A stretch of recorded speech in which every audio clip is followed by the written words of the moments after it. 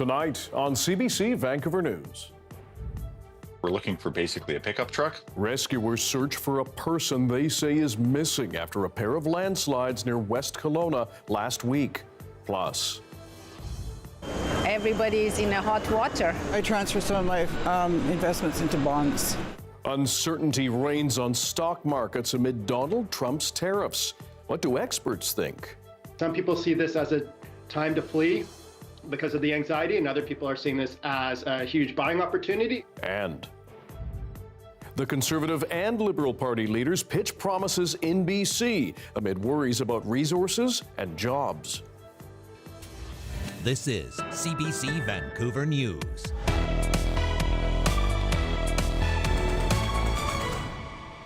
Hello, I'm Dan Burritt. Thanks for joining us. We begin on Wall Street, where the S&P 500 continues to slump in the wake of President Trump's tariff plans. Effects from the trade war are being felt here in BC and across the globe. Our Saurabh Sandhu has our top story. The day started with another sharp sell-off, the Dow dropping nearly 1,200 points amid global concerns that U.S. tariffs could torpedo the economy. The Dow and the S&P 500 yo-yoed throughout the day, closing slightly lower than where they started. Crazy. On Monday, President Trump doubled down, shooting down speculations of a reprieve and even threatening more tariffs on goods from China. Everybody's in a hot water. I don't know where it is going. The way the market is going, so I think this is a clear sign that he's making the wrong decisions, is losing support. These investors say they were already bracing for an impact in view of the rising trade tensions. I transfer some of my investments into bonds. I've, sold some of the riskier ones. Took some profits where I could, but in general terms, I had no idea how quickly this would come, of course. Goldman Sachs has increased the odds of a U.S. recession to 45%. Still, experts tell CBC if there is a recession, it could be short-lived, and the markets could bounce back in the long term. Some people see this as a time to flee because of the anxiety, and other people are seeing this as a huge buying opportunity, and that's why we're seeing markets bounce around quite a bit. We're going to get through this. Just like we did in the pandemic, just like we did together in 08 and 09. A sentiment shared by some investors. As all the tariffs sort themselves out, then the markets will come back up. So I'm investing for the long term, so I'm not too worried about the short term. Still, the volatility is proving difficult for retail investors, particularly those planning to retire soon. I know the pension plans, they all invest money in mutual funds or whatever, and if that goes down, I could lose my pension. With weeks until the federal election and Trump doubling down on tariffs, voters say there's little the major parties can do to steady the stock market. Still, they're watching the situation closely. Saurabh Sandhu, CBC News, Vancouver. Now, two federal party leaders spent much of their days here in BC trying to shore up support. Conservative leader Pierre Poilievre campaigned in Terrace alongside Skeena-Bulkley Valley candidate Ellis Ross. The former MLA helped bring LNG Canada to that region. But as John Hernandez explains, some are not on board with the party's pledge to support more mega projects. The Conservative leader side by side with his pick to flip the Northwest. It's time to put Canada first for a change. Ellis Ross, a former MLA and Haisla First Nation chief councillor, is perhaps best known for helping usher in the LNG Canada export facility in Kitimat. We will learn from the success of LNG Canada on how we can get things built with First Nations. On Monday, Ross and Poilievre unveiled the party's plans to expand resource mega projects in the region, including a second phase of LNG Canada, by speeding up approvals. Ross, the Conservative candidate for Skeena-Bulkley Valley, will look to steal the riding from the NDP. The campaign seemingly making strides in the region, especially in his hometown, Kitimat. He's very involved in the community, which is really, really awesome. Their campaign came and knocked on our door the other day. I know that, which is pretty nice. If you go around town, you see there's a lot of blue signs up and around, in people's lawns, and that just kind of shows where we're at right now. While many here are thankful for the jobs that came with LNG Canada, not everyone is in favor of rapid resource expansion. there is a role for mining, for forestry, for all of these projects, but from what I've seen in my lifetime here, it has not been sustainable. Lanny Gibson, an NDP supporter and former city councillor, among a band of residents prioritizing the environment over big projects. When that industry pulls out or LNG is cheaper from another continent, now what are we left with?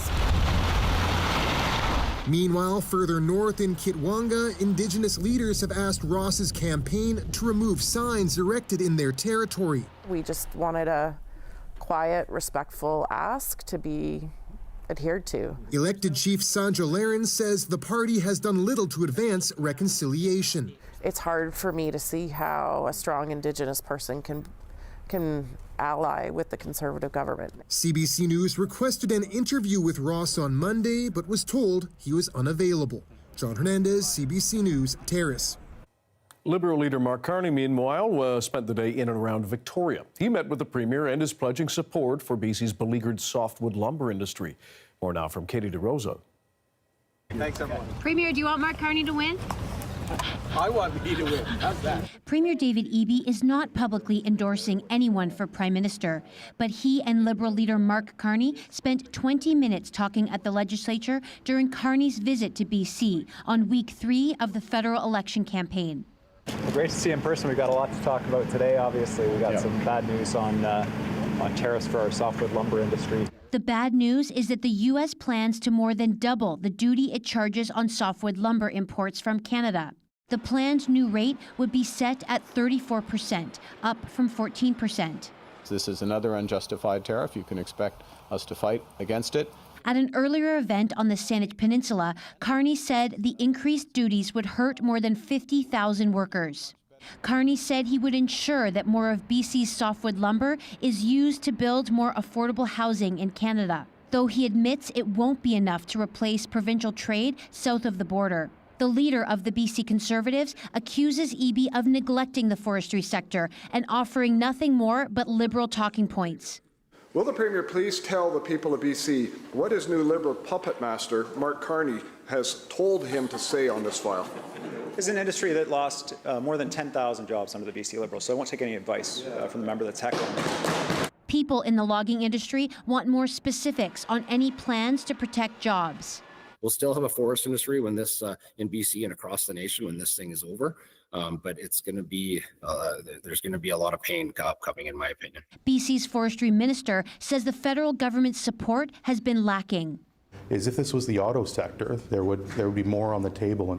In a statement after their meeting, Eby says Carney indicated he understands the seriousness of the softwood lumber issue and promises that Ottawa will not forget BC. Katie DeRosa, CBC News, Victoria. NDP leader Jagmeet Singh is promising to help build affordable homes. Our plan is to build 3 million homes in the next 5 years. Not just build those homes, but build homes that people can actually afford. Singh's plan includes $16 billion over 4 years, split evenly between 2 housing programs. The announcement comes on the heels of his pledge to protect tenants by imposing national rent control. Singh has now flown back to BC as he fights to shore up New Democrat support here. Young males are leading a sharp rise in the number of Canadians getting a firearms license. Many can vote now for the first time, and they're keen to hear what the parties have to say about gun rights. Yvette Brand explains. This 13-year-old squeezes the trigger of a Glock 19X. It's a restricted weapon that can only be used here at a gun range. You're more powerful with this. You feel protected also. Jaden Gagnon is part of a growing cohort of teenagers applying for gun licenses.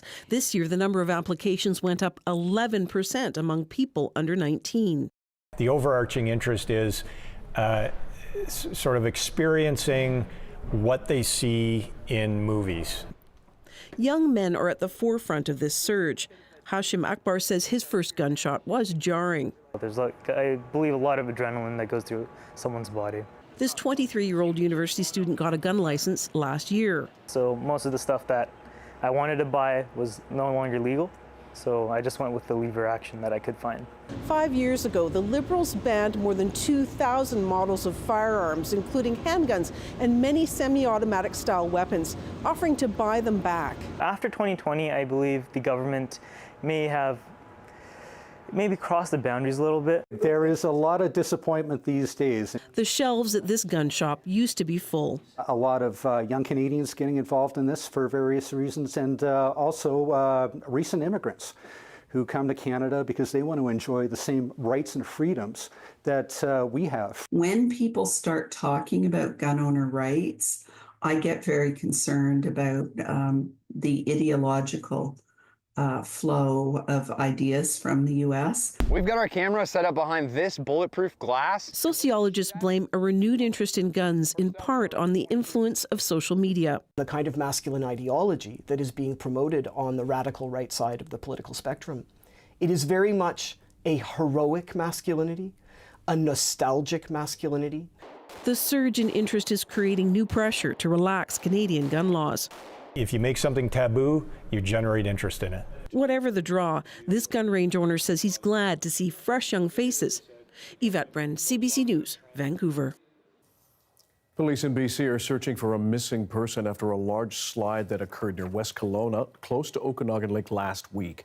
Rescue officials say they're concerned a truck was pushed into the water, and they're now scanning the area. There was some debris floating. Again, propane canisters in a cooler, a hot tub cover. We believe this was used, the police believed it was used for the homeless encampment, but it turns out some of this may actually come from a missing individual.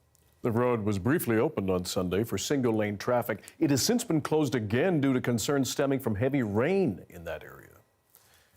Meanwhile, Mounties say 2 people are dead after a plane crash near Chilliwack Lake Saturday afternoon. Search and rescue found the plane about 8 kilometers southeast of the body of water. Both people on board were killed. The Transportation Safety Board and the coroner are now involved. The BC government will no longer send some cancer patients to the U.S. for care. It says it's boosted treatment options enough here to wind down the program after 2 years. 93% of people are reaching that are getting it within the time allotted, and that exceeds the national benchmark. It's a significant increase over 69% when we first announced that we would be doing radiation therapy in the States. The province says those 93% of patients in BC were waiting less than 4 weeks to start radiation treatments. Osborne says the move has nothing to do with the trade tensions between the U.S. and Canada.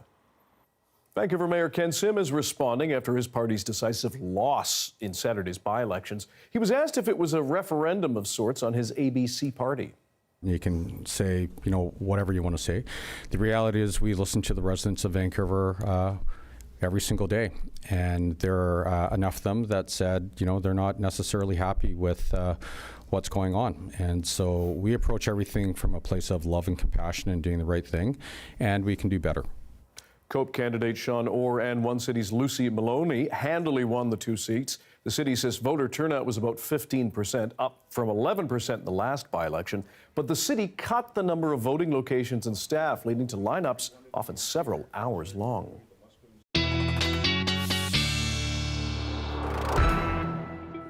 Darius Madabi is here with our look at the weather. Man, it was a Monday.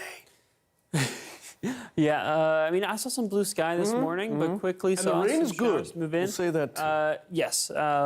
Yesterday was a very, very rainy day, especially up on the North Shore. That was expected to be the most rain up in Howe Sound, Squamish area, but it shifted just enough south. There was some torrential rain in West Vancouver. Today, just some showers spreading across the region. As we look ahead, a couple more showers in the days ahead, especially tomorrow. Expect some heavier showers at times, especially around midday. As we get into Wednesday, clearing up again at times, Tuesday night, and then during the day on Wednesday. A few showers, but for the most part, Dan, pretty calm week. Okay, thanks, Darius. Thank you. Wheeling and dealing may not be possible in the time of U.S. tariffs, but up next, how RV buyers and sellers are bracing for potential levies. Stick around.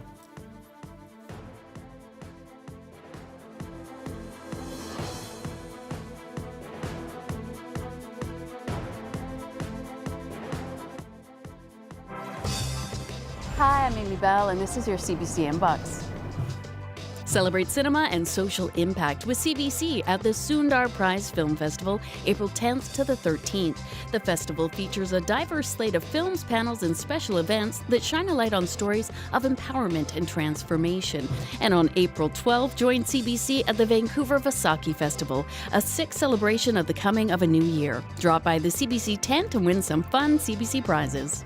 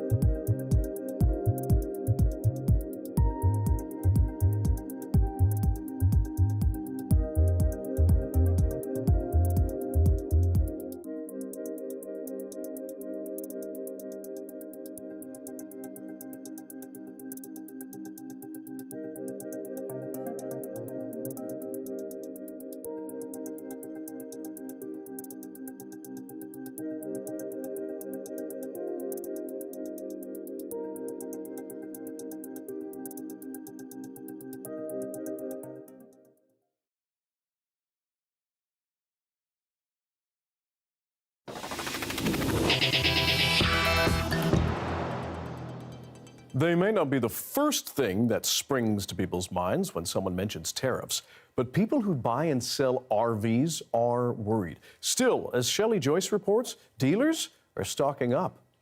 The RV industry in Canada is in a bit of a conundrum. 95% of RVs in Canada come from the U.S., mostly from a plant in northern Indiana.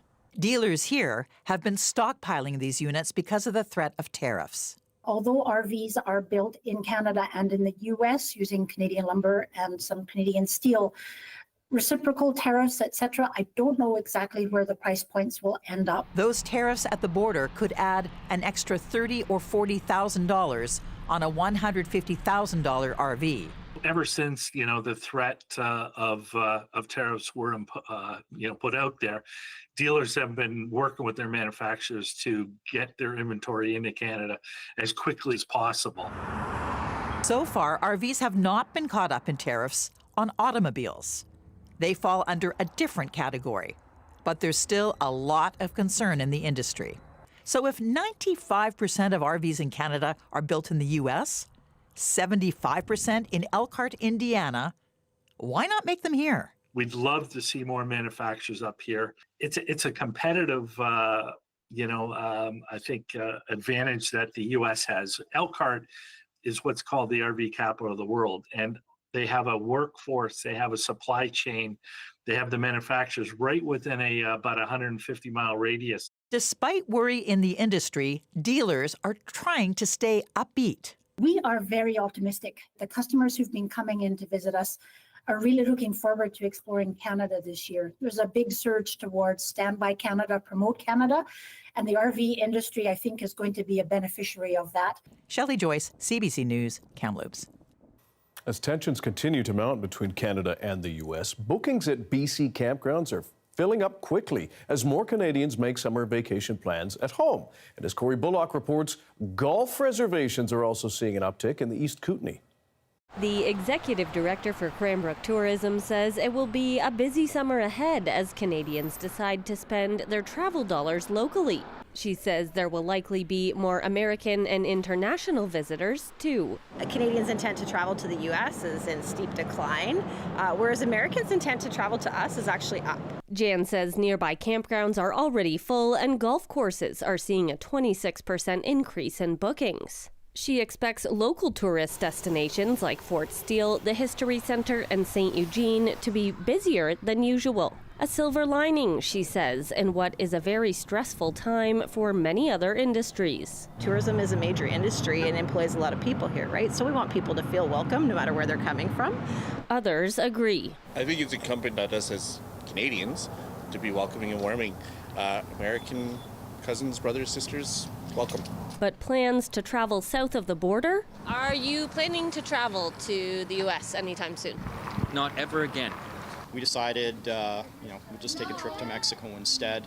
Just too much uncertainty. Residents like Shannon Fisher, who owns a local farm and garden center, say now is the time to also support local businesses. We need to support our Canadian farmers, our Canadian growers, our Canadian business people. Something she's making every effort to do in her store. 2 months ago when this sort of started, we actually canceled about $40,000 worth of product that was supposed to come up from the USA, and out of principle, we just said, sorry, we can't do it. She pointed to the Creston Valley and Okanagan, where farmers are still reeling from the loss of fruit and wine crops last year, saying they'll be relying on tourism now more than ever. Corey Bullock, CBC News, Cranbrook.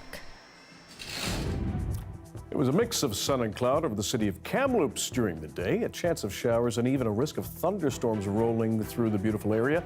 The latest instance of spring-like conditions in much of BC. Darius has your province-wide weather picture coming up.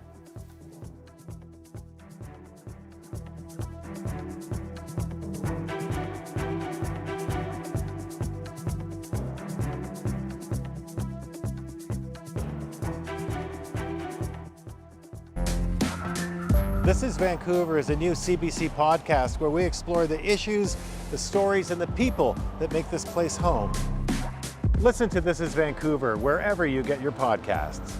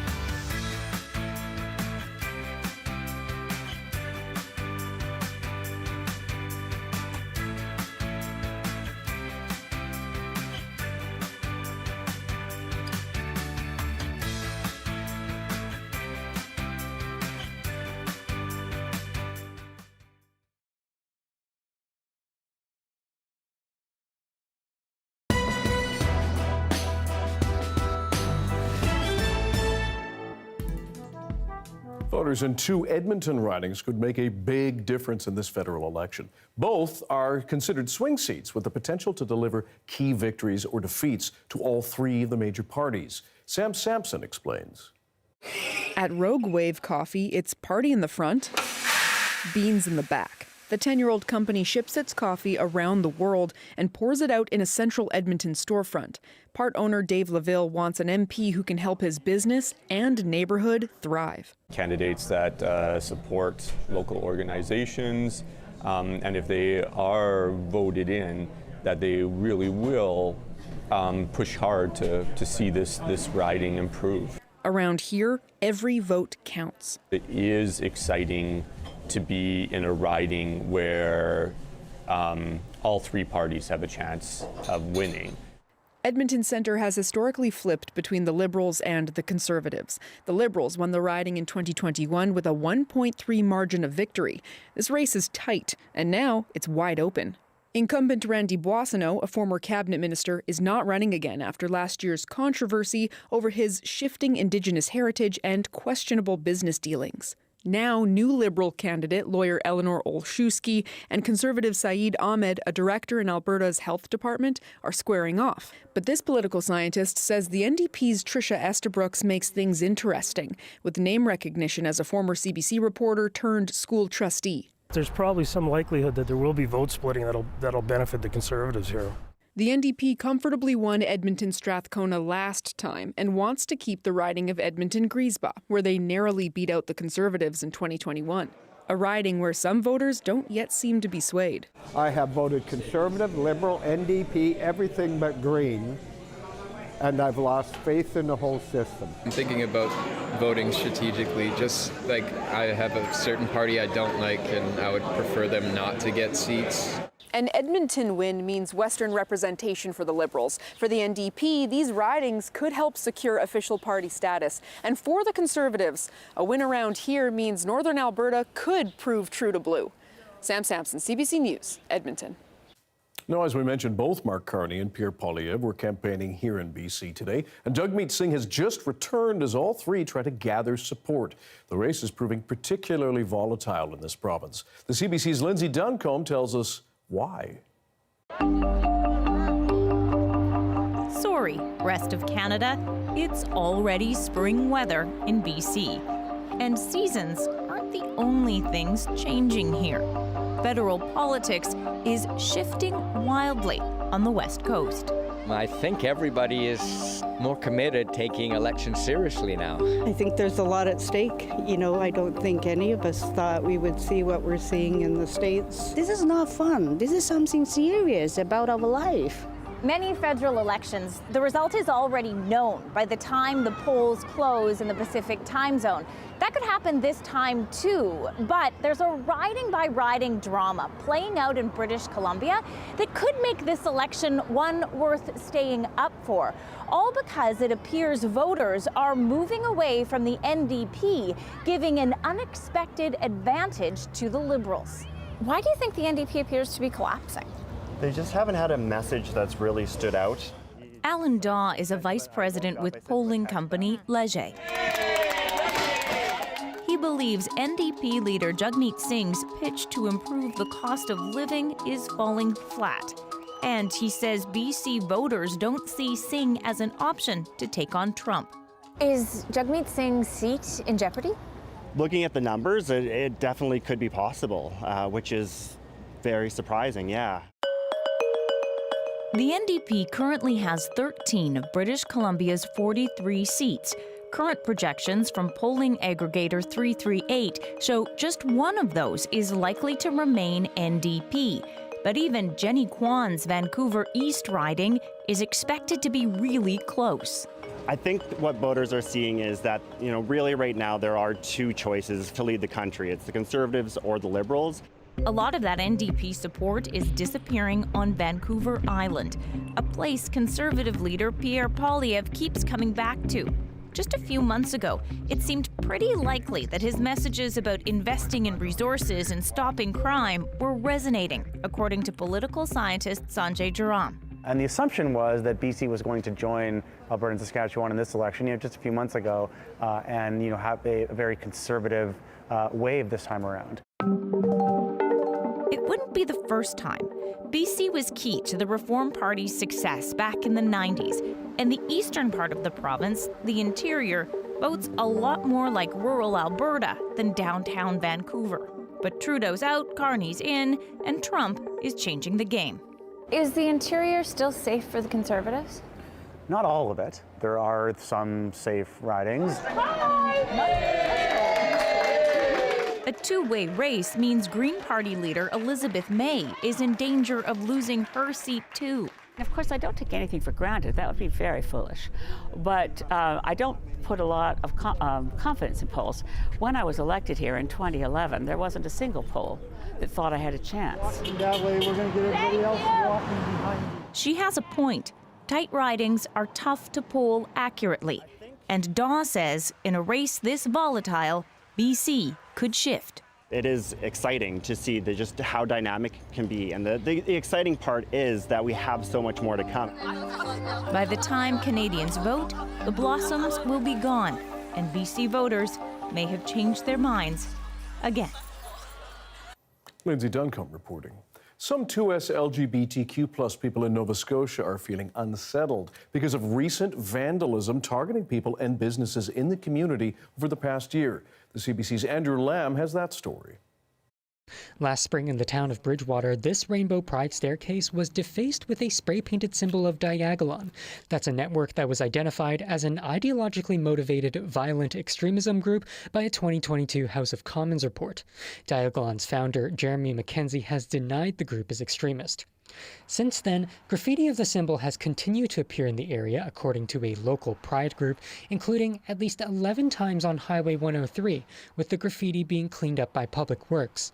The vice chair of Lunenburg County Pride says all of this means people are unsure of who they're safe with. When we're with our community, that feeling does dissipate, but just going out in public, even myself, I have a pride pin, and sometimes I take that off just because I don't want to experience hate. This interview with Skinner took place next to the Bridgewater Pride staircase, and it was interrupted when a person from a nearby building began shouting comments about drag performers at the CBC News crew and Skinner. Are you here with the drag queens? Bridgewater loves the drag queens. That's the exact rhetoric that has emboldened the hate. That is why we have to do safety planning, because there is those perspectives. Meanwhile, in Halifax, the iconic queer-owned sex shop and bookstore Venus Envy was recently vandalized 3 times in the span of about a month. It said the most recent incident on March 3rd included a handwritten letter containing explicit Nazi symbols and referencing the extermination of queer people. One Canadian advocate says hate has become emboldened by U.S. President Donald Trump's recent barrage of executive orders targeting the 2S LGBTQ+ community. Now it's basically giving people permission to engage in these types of negative discriminatory activities towards members of the 2S LGBTI community, in particular trans and gender diverse people. But Kennedy says hate is here in Canada, regardless of what's happening in the United States.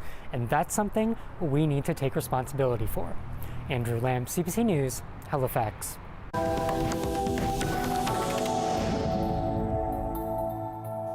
Palestinian medics say Israeli airstrikes today hit tents housing journalists in Gaza. They argue at least 2 people were killed and several others wounded. Israel has regularly denied targeting journalists and says it takes steps to avoid hitting civilians. More now from the CBC's Crystal Gumansing. The Palestinian Journalists Syndicate says Helmi Al-Fakawi was killed in an Israeli airstrike. Displaced journalists living in tents around the Nasser Hospital Medical Complex say journalists were targeted by Israel. Disturbing images, including tents burning with people inside, were shared following the strike around 3 a.m. local time in Khan Yunis. 2 people were killed in that strike, according to Palestinian paramedics. 1 was a journalist. Several others were wounded. More than 200 journalists have been killed in Gaza. The Palestinian Journalist Syndicate is calling for international law to be upheld Journalists are protected under rules of war. Israel Defense Forces and Shin Bet issued a joint statement saying a Hamas member who participated in the October 7th attacks was targeted, but named a different man, saying he acted under the guise of being a journalist. Meanwhile, the president of the Palestinian Red Crescent Society is demanding action from the United Nations Security Council. He wants Israel held accountable and to explain why it opened fire on a convoy of emergency vehicles and then lied about it. 15 were killed in southern Gaza on March 23rd. Originally, Israeli officials said soldiers opened fire fearing for their safety, that the vehicles didn't have on their flashing emergency lights. Videos surfaced disproving that claim, and Israeli officials changed their account of events. IDF soldiers opened fire from a distance at vehicles that were moving suspiciously in their direction. Among the dead were 6 Hamas terrorists. What were Hamas terrorists doing in ambulances? Israeli officials have said there would be a complete investigation. Dr. Yunus Al-Khatib has said it is not the time for condolences or nice words, but for answers. And we hope and we wait for action to take place. Crystal Gamansing, CBC News, London.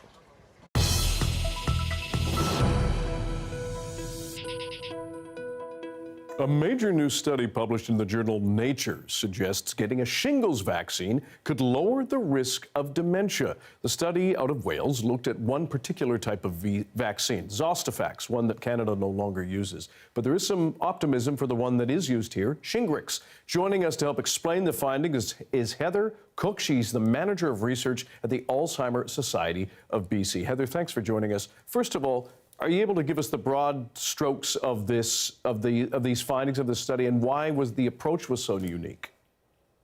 Yeah, so this study isn't the first to suggest the link between the shingles vaccine and dementia, but it's the first that offers sort of this natural experiment, which really does offer some stronger evidence for this direct link. So most studies compare the occurrence of dementia among those who receive a given vaccine with those who don't.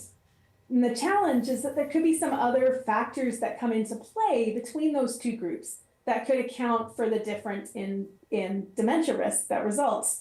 So this particular study took advantage of the fact that in Wales, as of September the 1st, 2013, all of those who were born on or after September 2nd, 1933, so whoever was 80 years old at that age, were eligible for the vaccine. And all of those who were older than 80, or those who were born before September 2nd, 1933, they were ineligible for the vaccine.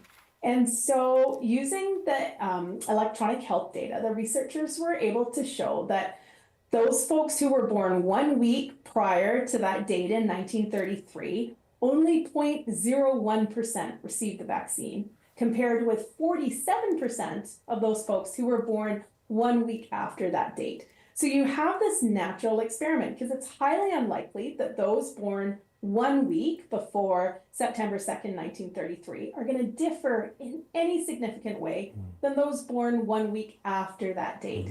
And so this leaves you with two groups who are unlikely to systematically differ from one another. So really this way of naturally controlling for the many differences that might exist. And the researchers found that the Zostafax vaccine reduced the likelihood of developing a new dementia by about 20% over a 7-year follow-up, and that women seem to benefit a little bit more than men. Any particular theory or findings about why it's beneficial? What's going on there?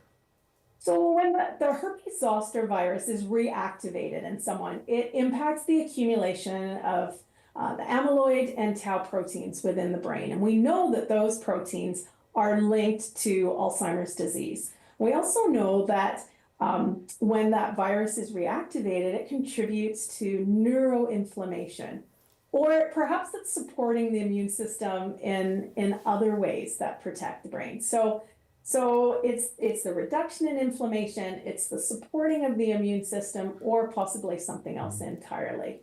But, what we do know is that there is this link that more and more studies are starting to show between the shingles vaccine and the risk of dementia. And lastly, we appreciate your time. What does this mean for research going forward and hope for people who may be worried about this disease? Well, I think, the brain is a pretty complex organ. It's very unlikely we're going to find one single magic bullet that's going to prevent dementia or cure dementia. But it's going to be a multitude of things. And so the findings like these really provide us with these valuable additional insights into dementia as we try and solve this puzzle. Heather Cook, Manager of Research at the Alzheimer's Society of BC, we appreciate your time and expertise. Thanks for joining us. My pleasure. It's turning heads in the baseball world. What makes the torpedo bats coming out of Quebec so special? Stick around.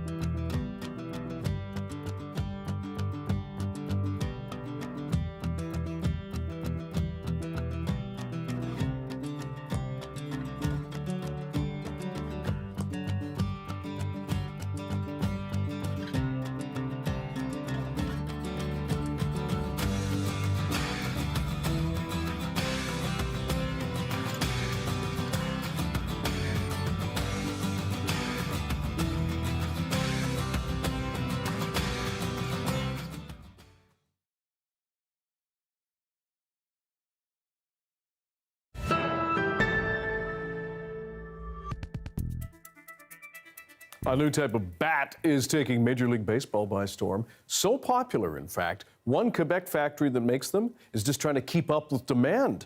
Here's Rachel Watts. We have a pretty slick surface now. Basically, we have a torpedo bat. This bat is different from the ones you might be used to seeing on a baseball field, but right now it's having a moment across the world. Three-run home run for Josh Chisholm. During this season's Major League Baseball opening weekend, the New York Yankees clubbed a record number of home runs, and many of them used the torpedo bat. Normal bat, torpedo bat. Since Saturday night, our website was already loaded with a lot of orders of torpedo bats. Now, this bat was created by an MIT physicist. The bat was designed to bring the most amount of wood or mass to the part where contact most often happens. A normal bat, sweet spot is probably around here, you know, towards the end of the bat, like where is the engraving and stuff. Now, with the torpedo bat, you bring it a little closer over here. B45 Baseball in Quebec City is one of many manufacturers across the world that are now making these bats, and they're making a lot. 25 times more than what we would usually expect. As of last Saturday, demand for torpedoes was 0, and now that's basically all the requests we've been getting. As of this week, we've gotten probably 30 players that want to try them. Just in the MLB throughout the league. The Toronto Blue Jays' Davis Schneider is one of those players. I need as much help as I can get. Davis Schneider was one of the, that's kind of the reason why it brought a bit more attention to us. It's a small plant, it's a small team, so we're a little tired. We didn't expect that for sure, but it's exciting. I'm a bat maker, that's what I do. So gonna go over there, just grab a log. This is the main area where we stuck all the wood. It's not an old bunch. Just gonna grab 2 and I'll spin some torpedoes. That's fine. Let's go. Yeah, just insert the log in there. Yeah. But at the end of the day, you have to catch the ball in the barrel. So whatever bat you're using, it's gonna be the same game. I'm no professional. I'm gonna hit something. That's how you do it. Okay.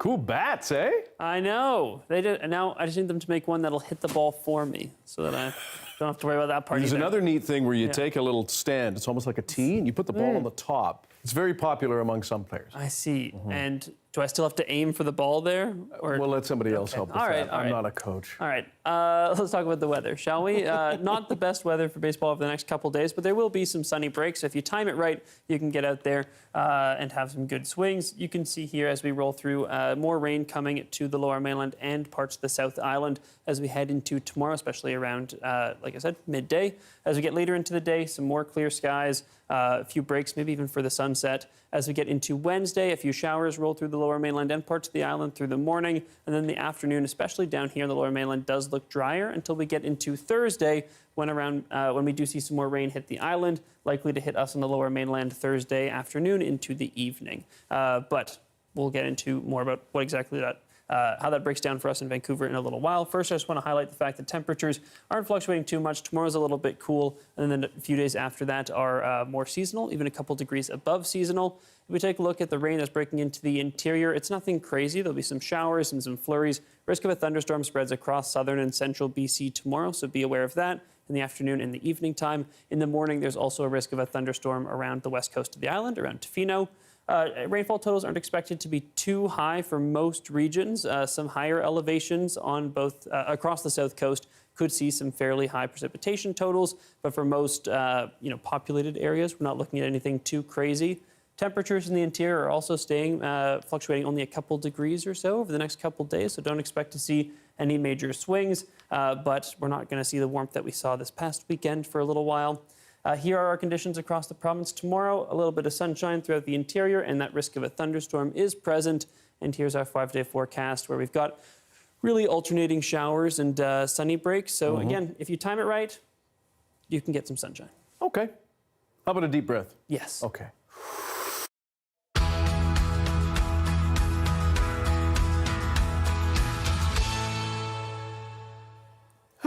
You're here to tell us about literacy rates. Yes, that is right. And you might be surprised because I think a lot of people like to talk about the fact that, kids these days can't read or, I don't know, whatever it is people say. But in fact, We have greatly improved our literacy rates around the world, going from 200 years ago, 1 in 10 people being able to read, to now just 1 in 10 people not being able to read. That is a massive improvement. And that coincides with a huge rise in education. As we've seen more people be able to attain a basic education, we've seen more and more people able to read, which is not surprising, but the amount of work that has to go into enabling this to happen is huge, and it is worth recognizing. I also want to highlight the fact that, people might say, we don't have great data from 200 years ago to figure out this literacy rate, but we can see this today by looking at the literacy rates of different ages of people in different countries. And as you can see, younger people have much higher literacy rates than older folks in many parts of the world. And if we zoom into Northern Africa and the Middle East, you can see that really clearly. In the population 65 and older, literacy rates are very low, whereas in those younger generations, there's a lot more people able to read. So this is huge progress that we're making. And as we know, higher literacy rates also correlate with higher equality across the board. As you can see, as literacy rates improved in the US, it greatly equalized the difference between white folks and black folks. So maybe it'll be okay, Dan. Okay, thanks very much. Thank you. So what floats costs more than $500 million to fix and is sparking debate about the sovereignty of Canadian waters. We'll take you inside it after this.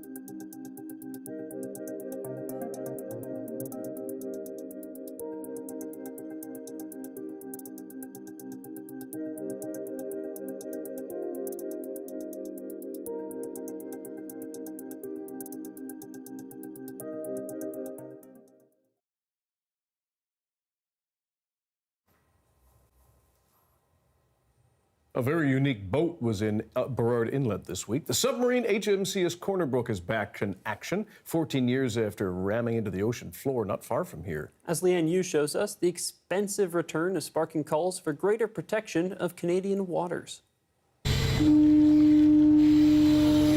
It's not a usual sight at the shipyards in North Vancouver. Canada's most state-of-the-art submarine on display. That's one of the main upgrades this submarine got. It's the new sonar.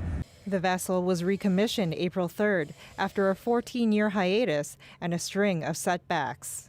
Purchased in 1998 from the UK, the HMCS Corner Brook was commissioned into Canadian service in 2003 to great fanfare, named after the city of Corner Brook, Newfoundland. But in 2011, the vessel ran aground, striking the seabed off Vancouver Island. While being repaired, it suffered a fire and later a ruptured ballast tank, putting a 2021 launch out of the question. More than $700 million later, it's back up and running and with the times. We have two large diesel generators that charge our battery, making us the biggest hybrid in the country.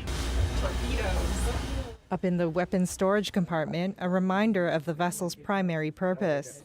Torpedo racks, now lined with trainees' bunks, but ready to be cleared, loaded, and deployed at a moment's notice toward any threat to Canadian waters. From like any depth, it shows to any nefarious actors or any unfriendly nations that we take our sovereignty seriously and we have the means to defend ourselves. But one military historian says the revamped submarine, which is one of 4 in Canada's fleet, is not enough amid rising tensions with countries like the U.S. We've had governments who have not thought defense spending is important. And now we find ourselves exposed and vulnerable. We have a serious issue on our northern border with Russia and China. We have been so used to being best friends with so many nations that we have taken it for granted that everybody else will cover us if things get hard. And the fact is that things are hard now. The Navy's plan is to replace its entire fleet in the 2030s, which is why this submarine was refitted to bridge the gap. But Boris wonders if the next few years might be a tough test of Canada's military might. We are behind the ball on a significant way, and I hope for most Canadians that we are not taken advantage of in this time of weakness. The Corner Brook will begin operations in the Indo-Pacific in a few days' time. Leanne Yu, CBC News, Vancouver. Thanks for being with us tonight on CBC Vancouver News at 6. And we'll have your next local news at 11 o'clock right after the National. Good night.